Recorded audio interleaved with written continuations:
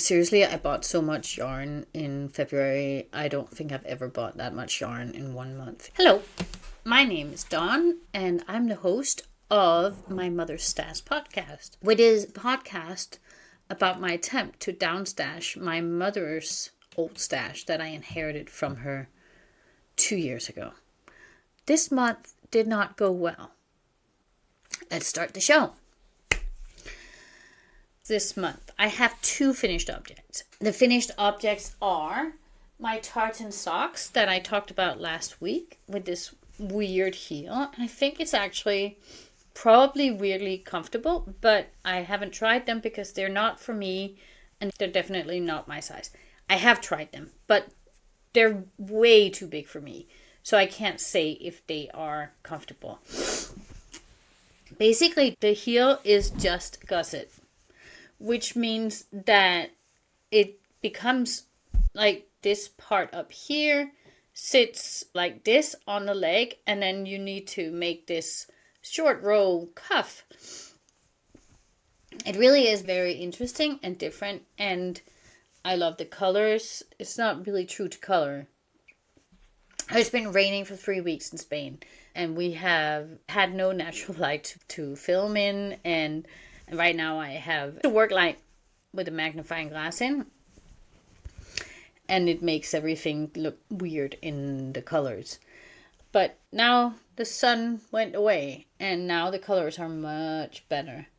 I really love these colors. So I finished these. These are possibly for one of my nephews, but I don't know if he will like it. But it was my sister who asked me to make socks for my nephew, so in some way it's more for her than it is for him. Even though it's for him. That's how it is. The second finished object is this sweater. I don't know if I talked about that before. I don't think so. I made this for my son. It is from my book with Icelandic patterns. My son moved to Denmark last summer, and I made him a purple sweater from some kauni yarn I had also from my mother's stash. I told him at some point last spring that I had no idea what to use that kauni yarn for because I didn't really like the color. And he was like, I love the color. The guy has always loved purple. Since he was like 2 years old, he wanted purple wellies and blah, blah, blah. He's always been into purple. And still is. So I made him a purple sweater last year. And in February or maybe January, he called me up and said that he'd accidentally washed it in the washing machine. And it had come out very small. And he was quite upset. And I asked him, are you upset because you're afraid of hurting me from having done this? Or are you upset because you love the sweater? And he was like, I love that sweater. So obviously I made him a sweater immediately. Also because living in Denmark compared to living in Spain, you really need wool clothing in winter. But he's not going to get it until he comes home in April, we decided. I don't know what the yarn is. It was some yarn my mom had made a sweater out of. In my opinion, her gauge was way too tight, and also there is another yarn that she had used for it, and this is merino yak alpaca from Lin du Nord. And she used it on the cuffs and down here, and this is so soft. It's like a warm embrace. And I thought it was a pity to put it on the cuffs. Not using it meant that I didn't have enough yarn to finish the sweater. And that is when my yarn buying began. So rather than going into unfinished projects, I'm going to start talking about my yarn buying. So it started with this sweater. I had made it till like halfway down the body here when I discovered that I didn't have enough yarn to finish it. And I didn't want to buy something online and risk that it didn't fit in the color or the thickness of the yarn or whatever. So I asked in my local knitting group if they knew somewhere that would have something similar. And they told me about a yarn store that I hadn't heard of before, actually, which is in Torremolinos. I will link to their website down in the show notes. And it sells only Bolivian yarn. So it's only alpaca and llama. And a few yarns that are a mix of other things. So I went there. Actually, first I went on their website and I saw that they had some that I thought would fit. That was darker than this dark one. But then I went to the store because I wanted to hold it up against the sweater and see if it actually worked. And it was sold out. And it was half wool, half alpaca. So I wasn't worried that it was going to drape too much. And it was sold out. And they had a similar one in a similar color, but it was bulky. And this is DK weight. So that is definitely not going to work. But then they had this, which is, it is so close in color to the sweater. You wouldn't believe it. Like, you basically cannot tell the difference. But it was a sport and a fingering or something. It's like, it was too thin. Yeah, so the yarn is called Caserita. And it's from Bolivia. So I bought this. And for some reason, I ended up buying 400 grams. I did not need 400 grams. And I actually know why I did that. Because this here is so dense. This skein is 100 grams. And in my world, these kinds of skeins are 50 grams. And especially this size. It's not like it's a giant skein, right? This is supposed to be, in my head, 50 grams. So I ended up buying 400. And I have this left, so a little bit over 200 grams. So when I came home, I started knitting with it, striping it with what I had left of the other yarn, and I could see where I started striping. So I took it back to here, right here, and then I started striping from up here, and you can see the striping, and you can even see it on the camera, but since it's all the way, it doesn't matter. I think I have used 150 grams. And I have 120 left of the original yarn. So, like, I would be only 30 grams short. So had I been able to get the darker color, I would have been able to make do with just one skein. But I have obviously got one skein too much. And then I have this left. I think I'm gonna make a shawl with it. It's really lovely. And she had the most amazing alpaca yarns. And I think I could get quite addicted to that store, which I shouldn't. Because I should not be buying yarn. And let me tell you something. I bought so much yarn. Oh, it's crazy. Let me go through it. Okay. So the first yarn that I bought was not actual yarn, except for the alpaca, of course. I stop this recording every 5 minutes because then I have a sneezing fit. The amount of rain that we've had in Spain in the past few weeks, and now that the sun has come out, it's just, my hay fever is crazy. There's grass and there's all kinds of things blossoming, but there's probably also like fungal spores everywhere, and it is mad. And today it's just bad. I probably also ate some dairy yesterday. I didn't probably eat some dairy. I ate some dairy. Okay. Let's go back to talking about the yarn I bought. So I found this podcast with a woman in Barcelona, and she was talking about how hard it is to find good yarn stores in Spain. And it really is very hard to find good yarn stores in Spain if you come from a country that is really very big on knitting and pure wool and stuff like that, because most people down here buy acrylics. You can get acrylics, but you cannot get really good quality yarn. You can get superwash merino, baby merino, or whatever they call it, in most yarn stores. Many yarn stores have all the yarn behind the counter, so you have to ask the lady if you can take it down and touch it and feel it and look at it. And it's really hard to find a good yarn store in Spain. And she lives in Barcelona, and Barcelona is much more privileged in that respect than we are here in Malaga.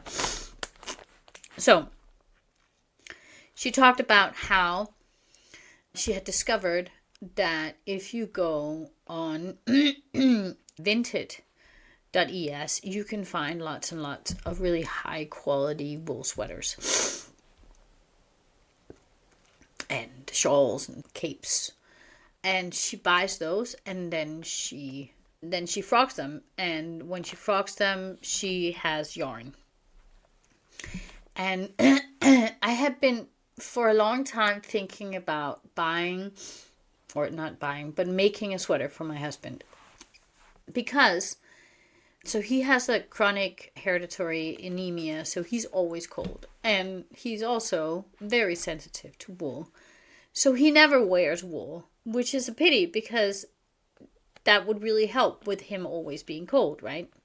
The only time he goes and swims in the Mediterranean is in August. That's the only time he thinks it's warm enough to swim in the Mediterranean. So, and I think it would be really good if he could wear wool, and I would love to make him a sweater, actually. We have been married for 18 years. I don't fear the boyfriend sweater syndrome anymore. But what do? Do I go out and buy 500-600 grams of cashmere and then make him a sweater, and then he's never going to wear it? On the other hand, I was also thinking, okay, so if he doesn't like it, then we can give it to our son because they almost wear the same size, but they don't wear the same style of clothes. So this video gave me the idea that what if I could buy really high quality yarn or really high quality sweaters and frog those, then I would not have to buy expensive yarn and have him not want to wear it. Actually, he could try on the sweater before I frogged it so that I would know. Okay. So first off, I went to our local thrift store and I bought 4 sweaters. One was cotton merino. He tried it on. It fit. He liked it. And I'm like, let's not frog that one. You can just keep it. And it was really lovely. And then I had these. I had 2 lamb's wool sweaters. Or actually, I'm not sure they're both lamb's wool. One is at least virgin wool, and then the other is lamb's wool. And I have them marked. This one is lamb's wool, and this one is virgin. They're close, but not the same. So that's why I have them marked, and I have them in 2 different bags. I have 2 from one sweater, one man's sweater size large. I got 200 grams of one and 175 from the other. I wasted so much yarn unraveling. I paid €3 for each or something like that. He tried them on and he was like, no, I cannot wear that. But because they were so cheap, I decided these were the first ones I would unravel, because I could see if I could and how much waist is there, etc. And these were very thin men's sweaters. This yarn is so, look at this. This is barely even lace. And it just broke all the time. And I don't know, I've heard other people who do this say that it's because the yarn is so thin, that even if it's just a little bit worn, it broke. First of all, these were V-necks. So this whole piece, even though it was seamed on the sides and not overlocked, this whole part just broke every time you got to the v-neck. So that v-neck had obviously been stiked out of the knitted piece. But then under the arms, it was felted, so it also broke every time I got to there. So I just got from like here and down, and then the sleeves is what I got out of them. After that, I decided not to frog the other. But what we found out, because I bought this, and this here is cashmere merino. He tried this on, and it did not scratch. So cashmere merino is actually acceptable. And I'm not taking this apart because this was just as thin as this one. And I actually wearing that one, and I put it in the washing machine, and it shrunk a little bit, so now it fits me. And I use it to sleep in or just lounge around at home, and it's really soft and lovely. Then, so after I had frogged these two, and I have steamed it, I've washed it and steamed it and frozen it and everything, I made every precaution to make sure that there's no moth in it, it's clean, it's good, everything. I decided that I wanted to make something with it, and it's so thin. So even if I held two together, it was too thin for me to actually do something with it. And so I went out and I bought Drops Kid Silk in a dark blue. And as you can see, it's a lot lighter than this. I thought it was darker, but it's actually really okay. I made a swatch with it, this, and it is just, it's so lovely. The marling, the everything, I really love it. And I was originally thinking that I wanted to make a cardigan for myself in it. But then my daughter said that she would like a sweater in it, and seriously, she never wants anything that I have made. And I was like, okay, then, like, I just love knitting for others. I don't know why, but I don't want to knit something they don't want. So when she said she wanted something in this, I absolutely obliged, because also she's moving to Denmark this fall, and she also needs something warm to wear. And I think having a sweater that your mom made when you're going away to school 3,000 kilometers away is nice. So this is going to be turned into a sweater for my daughter. I'm going to put a picture of the sweater I'm going to make for her here. It looks like it's entrelac, but it's not. It's just textured and yarn overs that make it look like a basket weave. It's really lovely. And I'm going to make that. So 400 grams of alpaca, almost 400 grams of the lamb's wool, virgin wool, and then 100 grams of kid silk. And then I came across this. It's baby blue. I don't know if the color is my kind of thing, but it's so light I can overdye it with something. It's 25 grams, so I bought 75 grams. It's secondhand, and I didn't pay very much for it. I don't remember how much. And actually, that is the point here. The reason why I bought so much yarn is because it was secondhand. I felt like if I don't buy it, it's going to go away. Not realizing that there's always going to be more secondhand yarn out there. I can just buy it later. So it was actually stupid to buy this, but it is so soft. Oh my god, it's so soft. And I'm sneezing. It is so soft, and I'm going to do something with it. The fear of missing out, I feel, can often drive my purchases.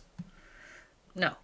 If I do make purchases that are not very well thought through, it's because I have this fear of missing out, and I should be cognizant of that, because I should not just go out and buy stuff just because I'm scared that I will be missing out. So this brings us to the last purchase in the category, and I don't have it yet. I'm going to put a picture up here. And it is 1,000 grams of cashmerino olive green. And I believe it is lovely. I think it will be absolutely delightful to work with. And I want to make a sweater for my husband. And the picture of that sweater is also going to be put here, which is a traditional Danish sailor sweater. So it's like the Danish version of a Gansey. I have found a pattern that is bottom up, but I think I'm going to make it top down. And I'm going to give it to him for his birthday. I hope he'll like it, and I hope it is as soft as I think it is. I became a member of these Danish secondhand yarn groups on Facebook. And as you can imagine, like, it's Denmark, right? There is so much quality yarn. Like, people are selling knitting for olive yarn and Isea yarn and whatnot. All the lovely Danish yarns that you hear about. You can buy that secondhand in that group. But I need to take a deep breath because every week there are new, like, giant, like, people destashing kilos and kilos, and you can get 10 skeins for X kroners, and I can always get that. The world is my yarn stash. I don't need to buy it. I don't need to have it in my cabinet in where I will need to manage it and make sure that it doesn't get moth infested and blah, blah, blah, blah, blah. I can just buy it when I need it. And it's really valuable for me to learn that I don't need to give in to these whims or whatever it is that I get when I want to buy. But I think doing this also has made me understand my mom's yarn buying a little bit more. Because I have that gene myself and I could totally do it. But I'm very conscious that it's not a good idea. And so I need to stop myself. I bought 2 kilos of yarn in February within the span of a week. And the only reason I haven't got more is because half the sweaters I bought on Vinted, I haven't frocked. I just started using them, which is nice. Like, now I have some really nice wool sweaters. I also bought a cashmere sweater on Vinted, and I got my husband 2 cotton merino sweaters that he uses daily. And I got myself a poncho, cashmerino, that is also really soft and lovely, that is just lying in the car so that I can wear it whenever, if there's a cold morning. But I am not missing out because there's going to be another one next week or in a month or whatever. There's so much secondhand stuff that basically I don't have to ever go to a yarn store again, which also sounds a little sad. So that was all the yarn I bought, 2 kilos. And I have barely even used 200 grams of yarn this month. I did in February. I knitted my son that sweater, and that is 450 grams. So I did spend a lot in February, but in March I have not. So, what am I currently working on, and how far am I? The first thing, March socks. Here. These are my March socks, and I'm not sure who these are going to end up being for. I started out making them for my nephew. He's a size 44. And first, I tried them on my husband several times. First, I made them too big. And like way too big. And then the heel was too big. I made this underfoot gusset heel with a heel flat that is it's like the Stephen West ones that I showed last time. It's like garter stitch but with a slip stitch pattern that is like eye of partridge. But I made the heel way too big. So it fit in the length, but the heel was just big and bulky. So I had to change that. And I kept on and on making mistakes. Like I made it too long and then I made it too short. And then I've never knit a size 44 before, and I only have a size 43 to try it on. And I actually haven't knit a pair of socks for my husband either. This one now fits my husband perfectly. I'm not sure it will fit a size 44. But what I'm going to do is I'm going to take it with me to Denmark next time I go to Denmark. He can try it on. If it fits, it's his. If it doesn't, it's my husband's. That's the thing. This has taken me almost 3 weeks to knit, right? It's March 22nd. I haven't knitted on the last week. This has taken me 2 weeks to get to here. And a pair of socks shouldn't take more than a week. That's just my opinion. Last Saturday, I got so angry at them. I threw them away. And I was like, ah! Because I kept making mistakes. And I was just so done with them. I just wanted to finish them. And yet I kept making mistakes. My husband was like, do something easy. Just do something easy. And I had planned, like I said, I have asked my daughter multiple times if there was something she wanted for when she moves to Denmark. And she's not really said yes. And then she sent me a picture of a pair of mittens that she found on Pinterest that she wanted me to knit. And I'm going to knit those. But then in my head, that became a whole set with a scarf and a hat and everything. And so I started the scarf last Saturday. I had knitted way more because it's like a Sophie scarf. But I wanted to have some cables. The mittens that she wants have this tree on them. So I thought I could make this. This is the yak merino of my mom's. I could make this a kind of Sophie scarf thing. So I worked on this most of Saturday. And then Saturday night, she came into my office and I'd gotten quite far. And I asked her, what do you think? And she was like, it's fine. And I was like, you don't like it? And she was like, I don't want a triangular scarf, Mom. You want a triangular scarf. So why don't you just make it for yourself? And I was like, she's quite smart. I have unraveled it down to before I started the cabling. And I think I'm just going to make a Sophie scarf out of it. And I have another 100 grams of this yak yarn. So I think I am going to also make a hat, also in garter stitch, to match this scarf. And that's going to be mine. Because I make it for myself. But then, instead of just continuing that project and knitting it for myself, I decided, and it's an obsession of mine, that I really want to make her something. But it's also because she's just so cute and pretty. And I want to make her something that looks cute and pretty on her.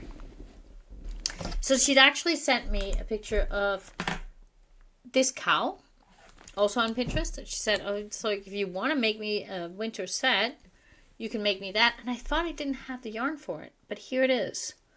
I'm halfway through. But this is not easy. It has super long floats. And it's puckering. I don't know if it will come out blocking. I don't know if I need to pre-block it to make sure that it's not puckering. It has super long floats.